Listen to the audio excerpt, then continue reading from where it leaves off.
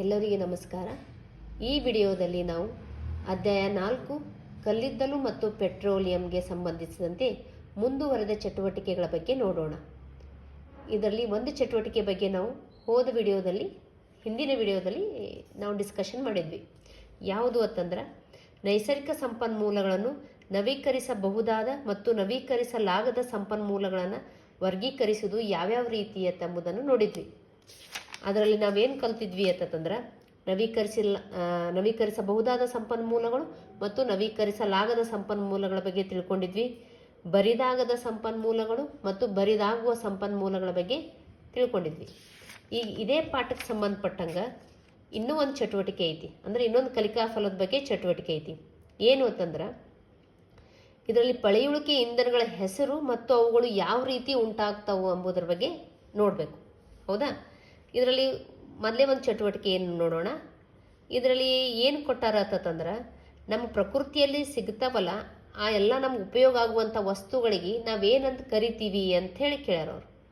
ನಿಮ್ಗೆ ಹೋದ ವಿಡಿಯೋದಲ್ಲೇ ಹೇಳಿದ್ದೆ, ಮಾನವನಿಗೆ ಉಪಯುಕ್ತವಾಗುವ ಪರಿಸರದಲ್ಲಿ ಸಿಗುವಂತಹ ಎಲ್ಲ ವಸ್ತುಗಳನ್ನು ನಾವೇನಂತ ಕರಿತೀವಿ? ನೈಸರ್ಗಿಕ ಸಂಪನ್ಮೂಲಗಳು ಅಂಥೇಳಿ ಕರಿತೀವಿ. ಇಲ್ಲಿ ಕೆಲವೊಂದು ಮಕ್ಕಳಿಗಾಗಿ ಅಂದ್ರೆ ಒಗಟುಗಳನ್ನು ಕೊಟ್ಟಾರ. ಮೊದಲೇ ಒಗಟನ್ನು ನೋಡೋಣ. ಕಪ್ಪಗಿರುವ ನಾನು ನೋಡಲು ಇದ್ದಲಿನ ಹಾಗೆ, ಆದರೆ ಇದ್ದಲಿನಂತೆ ರಂಧ್ರಗಳನ್ನು ಹೊಂದಿಲ್ಲ. ಕೊಳೆಯದೆ ಭೂಮಿಯಲ್ಲಿ ಹೂತು ಹೋದ ಮರದ ಭಾಗಗಳಿಂದ ತಯಾರಾದ ನಾನು ಕಾರ್ಖಾನೆಗಳಲ್ಲಿ ಉನ್ನತ ಇಂಧನ. ಇವೆಲ್ಲ ಸುಳಿವುಗಳನ್ನು ನೋಡಿಕೊಂಡು ಇದು ಯಾವುದು ಅಂತ ಹೇಳಬೇಕು. ಇದು ಯಾವುದಪ್ಪ ಅಂತಂದ್ರೆ ಕಲ್ಲಿದ್ದಲು.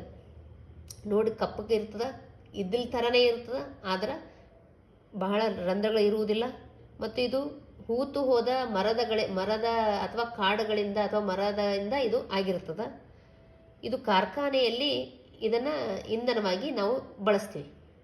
ಇನ್ನು ನೆಕ್ಸ್ಟ್ ಯಾವುದು ಕೊಟ್ಟಾರ ಅಂದ್ರೆ ಬೈಕು, ಕಾರು ಮತ್ತು ಬಸ್ಸು ಚಲಿಸಲು ನನ್ನ ಉಪ ಉತ್ಪನ್ನಗಳು ಬೇಕು. ನಾನು ತಯಾರಾಗಲು ಸಾವಿರಾರು ವರ್ಷ ಬೇಕು. ನಾನು ಒಂದು ದ್ರವರೂಪದ ಖನಿಜ, ನಿಮಗೆಲ್ಲ ಬೇಕು. ಜೀವಿಗಳು ಭೂ ಒತ್ತಡಕ್ಕೆ ಸಿಲುಕಿ ತಯಾರಾದ ನಾನು ಯಾರು? ಇದು ನೋಡಲಿ, ದ್ರವರೂಪದ ತಂದಾಗ ಇದು ಪೆಟ್ರೋಲಿಯಂ ಆಗಿರ್ತದೆ. ಯಾವ ರೀತಿ ಕಲ್ಲಿದ್ದಲು ಉಂಟಾಗ್ತಲ್ಲ ಅದೇ ರೀತಿ ಪೆಟ್ರೋಲಿಯಂ ಕೂಡ ಉಂಟಾಗ್ತದೆ. ಇದು ಕೂಡ ಪಳೆಯುಳಿಕೆ ಇಂಧನ. ಇದು ದ್ರವರೂಪದಲ್ಲಿ ಇರ್ತದೆ. ಅದು ಯಾವ ರೀತಿ ಉಂಟಾಗ್ತದೆ ಅನ್ನೋದು ಮುಂದಿನ ಚಟುವಟಿಕೆಯಲ್ಲಿ ನೋಡೋಣ.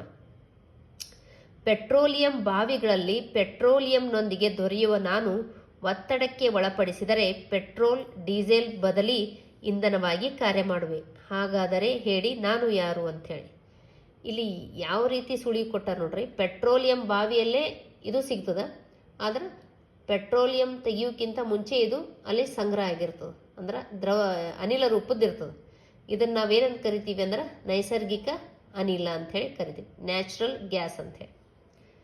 ಇನ್ನು ಚಟುವಟಿಕೆ 2ರಲ್ಲಿ ನಮ್ಮ ದಿನನಿತ್ಯ ಜೀವನದಲ್ಲಿ ಬಳಸುತ್ತಿರುವ ಪೆಟ್ರೋಲಿಯಂನ ಉಪ ಉತ್ಪನ್ನಗಳ ಬಗ್ಗೆ ನಾವು ಚರ್ಚಿಸಿ ಪಟ್ಟಿ ಮಾಡಬೇಕು. ಮೊದಲಿಗೆ ಸಿಗುವಂಥ ಕಚ್ಚಾ ತೈಲವನ್ನು ನಾವೇನಂತ ಕರಿತೀವಿ? ಪೆಟ್ರೋಲಿಯಂ ಅಂತ ಕರಿತೀವಿ. ಅದೇ ಪೆಟ್ರೋಲಿಯಂನಿಂದ ಪೆಟ್ರೋಲ್ ಸಿಗ್ತದೆ, ಡೀಸೆಲ್, ಸೀಮೆ ಎಣ್ಣೆ, LPG, ಅಪಘರ್ಷಕ ತೈಲ, ಮೇಣ, ಬಿಟುಮೆನ್ ಮತ್ತು ನೆಫ್ತಲಿನ್ ಅಂದ್ರೆ ಇಲ್ಲಿ ನುಸಿ ಗುಳಿಗೆ ಅಂತ ಹೇಳಿ ಕರಿತೀವಲ್ಲ ಅದು. ಇವೆಲ್ಲ ಯಾವುದ್ರದ್ದು ಉತ್ಪನ್ನ ಅಂತಂದ್ರೆ ಪೆಟ್ರೋಲಿಯಂನಿಂದ ಸಿಗ್ತದೆ. ಇನ್ನಿಷ್ಟೆಲ್ಲ ಕಲ್ತಾದ್ಮೇಲೆ ಇಲ್ಲಿ 3 ಪ್ರಶ್ನೆಗಳನ್ನು ಕೊಟ್ಟಾರ. ಈ 3 ಪ್ರಶ್ನೆದಲ್ಲಿ ಏನಾದ್ರು ಈ ಚಟುವಟಿಕೆಗಳ ಉದ್ದೇಶ ಅಂದ್ರೆ ಇವು ಪ್ರತಿಯೊಂದು ಯಾವ ರೀತಿ ಉಂಟಾಗ್ತಾವ ಅಂಥೇಳಿ. ಅಂದ್ರೆ ಪೆಟ್ರೋಲಿಯಂ ಯಾವ ರೀತಿ ಉಂಟಾಗ್ತದೆ, ಕಲ್ಲಿದ್ದಲು ಯಾವ ರೀತಿ ಉಂಟಾಗ್ತದೆ, ಮತ್ತು ನೈಸರ್ಗಿಕ ಅನಿಲ ಯಾವ ರೀತಿ ನಮ್ಗೆ ಸಿಗ್ತದೆ ಅಂಥೇಳಿ. ಮೊದಲೇ ಪ್ರಶ್ನೆಯನ್ನು ನೋಡೋಣ. ಪರಿಸರದಲ್ಲಿ ಪೆಟ್ರೋಲಿಯಂ ಹೇಗೆ ಉಂಟಾಗ್ತದೆ ಅಂಥೇಳಿ. ಸತ್ತಂತಹ ಸಮುದ್ರ ಜೀವಿಗಳು ಶಿಲಾಪದರಗಳಲ್ಲಿ ಹೂತು ಹೋಗಿ ಅಧಿಕ ಒತ್ತಡ ಮತ್ತು ಉಷ್ಣತೆಯ ಪರಿಣಾಮದಿಂದಾಗಿ ಪೆಟ್ರೋಲಿಯಂ ಆಗಿ ಪರಿವರ್ತನೆಗೊಳ್ಳುತ್ತದೆ. ಇಲ್ಲಿ ಮೇನ್ ನಾವು ತಿಳ್ಕೊಳ್ಳೋದು ಯಾವ ವಿಷಯ ಅಂದ್ರೆ, ಇಲ್ಲಿ ಸಮುದ್ರ ಜೀವಿಗಳು ಸತ್ತು ಅವು ತಳ ಸೇರಿದ ಮೇಲೆ ಅದ್ರ ಮೇಲೆ ಶಿಲಾಪದರಗಳು, ಮಣ್ಣು ಸೇರಿ ಅದು ನಿಧಾನವಾಗಿ ಒತ್ತಡಕ್ಕೆ ಸಿಲುಕಿ ಉಷ್ಣತೆಯಿಂದಾಗಿ ಅವು ಇಂಧನವಾಗಿ ಪರಿವರ್ತನೆ ಆಗಿರ್ತಾವೆ, ದ್ರವರೂಪದ ಇಂಧನವಾಗಿ ಪರಿವರ್ತನೆ ಆಗಿರ್ತಾವೆ. ಇನ್ನು ಕಲ್ಲಿದ್ದಲು ಯಾವ ರೀತಿ ಉಂಟಾಗ್ತದಂದ್ರೆ ದಟ್ಟವಾದ ಕಾಡುಗಳು ಭೂಮಿಯ ಪದರುಗಳಲ್ಲಿ ಜೀವಂತವಾಗಿ ಹೂತು ಹೋಗಿ, ಅಂದ್ರೆ ಕಾಡುಗಳು ಯಾವುದೇ ರೀತಿ ನಶಿಸಲಾರದೆ ಜೀವಂತವಾಗಿಯೇ ಹೂತು ಹೋಗಿ ಅಧಿಕ ಒತ್ತಡ ಮತ್ತು ಉಷ್ಣತೆಯಿಂದಾಗಿ ಆಮ್ಲಜನಕ ಸಿಗದೆ ಉರಿತಾವಿಲ್ಲಿ, ಆಮ್ಲಜನಕ ಸಿಗದೆ ಇದ್ದಿಲಾಗಿ ಪರಿವರ್ತನೆಗೊಳ್ತಾವೆ. ಇಂಥ ಸತ್ತಂತಹ ಮರಗಿಡಗಳೇ ಮುಂದೆ ಕಲ್ಲಿದ್ದಲಾಗಿ ಪರಿವರ್ತನೆಗೊಳ್ತಾವೆ. ಇನ್ನು ನೆಕ್ಸ್ಟ್ 3ನೇ ಕ್ವಶನ್ ಏನೈತಿ ಅಂದ್ರೆ ನೈಸರ್ಗಿಕ ಅನಿಲ ಹೇಗೆ ದೊರಕುತ್ತದೆ? ಈ ನೈಸರ್ಗಿಕ ಅನಿಲ ಕೆಲವೊಮ್ಮೆ ಪೆಟ್ರೋಲಿಯಂ ಬಾವಿಗಳಲ್ಲಿ ಜಾಸ್ತಿಯಾಗಿ ಎಲ್ಲಿ ಸಿಗ್ತದೆ ಅಂದ್ರೆ ಪೆಟ್ರೋಲಿಯಂ ಬಾವಿಗಳಲ್ಲೇ ಸಿಗುತ್ತದೆ. ಇನ್ನು ಕೆಲವೊಂದು ಸಲ ಪೆಟ್ರೋಲಿಯಂ ಸಿಗಬೇಕು ಅಂತೇನಿಲ್ಲ, ಯಾವುದೋ ಒಂದು ಸಂದರ್ಭದಲ್ಲಿ ಶಿಲಾಪದರಗಳಲ್ಲಿ ಕೂಡ ಇದು ಸಿಗ್ತದೆ.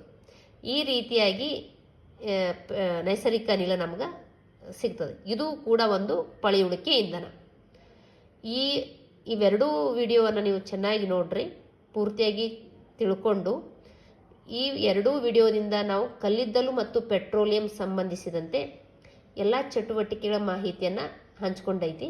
ಇದನ್ನು ಸರಿಯಾಗಿ ಅಭ್ಯಾಸ ಮಾಡಿ ತಿಳ್ಕೊರಿ. ಧನ್ಯವಾದಗಳು.